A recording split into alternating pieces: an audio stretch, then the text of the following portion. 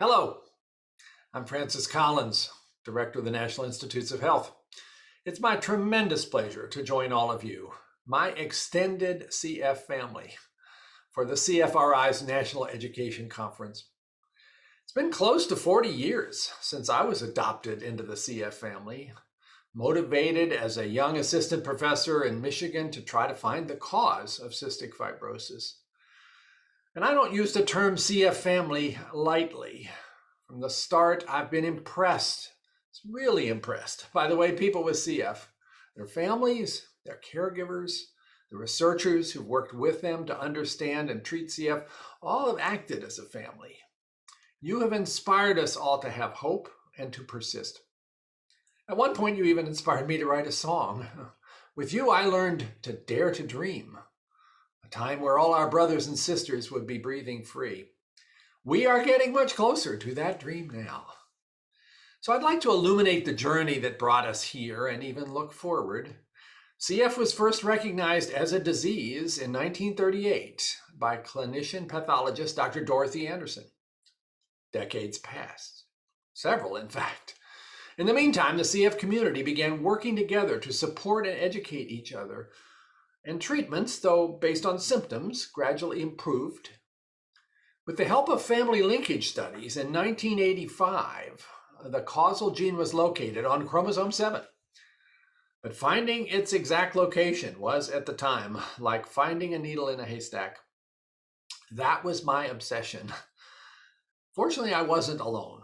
My research lab at Michigan linked up with the lab of Dr. Lapchi Choi at the Hospital for Sick Kids in Toronto.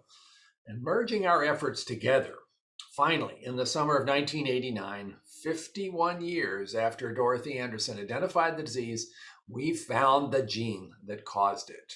We named it CFTR, the cystic fibrosis transmembrane conductance regulator. Well, we were elated. Surely a cure would soon follow.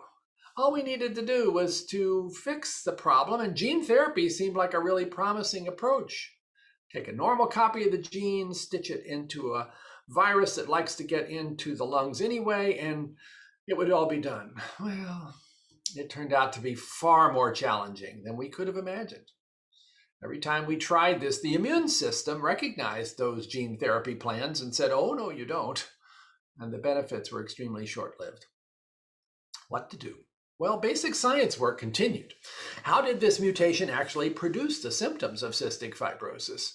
We learned a lot more about CFTR's protein role in regulating the salt and water balance in cells, and began to understand the possibility of how we might provide a tweak to encourage CFTR to work when the typical cystic fibrosis mutation was preventing that. So if gene therapy wouldn't work, perhaps a small molecule drug would, something that could correct the misfolded protein and restore chloride transport.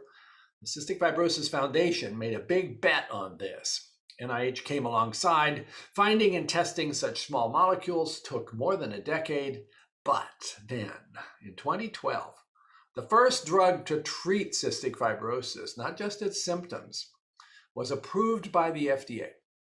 And while avocaftone only worked in about 4% of people with CF who had that G551D mutation, it was a proof of concept and a refresher of hope. If it could work for them, maybe for more. Soon, the FDA approved 2 drug treatments that expanded the coverage to about half of patients with CF. And then, in 2019, a remarkable achievement that I confess was an emotional experience for all of us who saw the results of the trial. FDA approved a triple drug therapy, Trikafta, ensuring some 90% of CF patients had an effective treatment option. Just this June, approval was extended to children aged 6 to 11. We have all rejoiced, the whole CF family. But as with any strong family, we are painfully aware of that 10% not yet included in this story of progress for whom the drug doesn't work. We have not forgotten you. In fact, recent advances in CRISPR technology have brought back the curative potential of a gene therapy, this time with an even more powerful approach called gene editing. We're also looking at better ways to deliver that genetic cargo to the right cells, a program at NIH called the Somatic Cell Gene Editing Program, which could provide a lot of new approaches for cystic fibrosis and other genetic diseases as well. We're also studying the pathology of cystic fibrosis, seeking other kinds of new treatments, and to be honest, aiming for the boldest of all goals, a cure.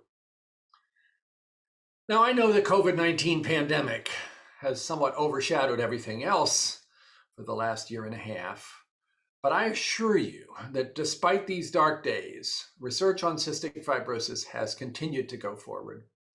We will continue to shed more light on that CF journey until the darkness is finally dispelled. All of us who care about cystic fibrosis probably had some mixed feelings about the film 5 Feet Apart. It brought the seriousness of CF to a public that may not have known much about it, though it also presented some of the facts incorrectly. But one part of that film lingers with me today. The words of Andy Grammer's theme song. Remember that? I'm not giving up. No, not yet. Even when I'm down to my last breath, even when they say there's nothing left, even when nobody else believes, I'm not going down that easily. So don't give up on me. We are the CF family. We've come a long way, but we're not done yet.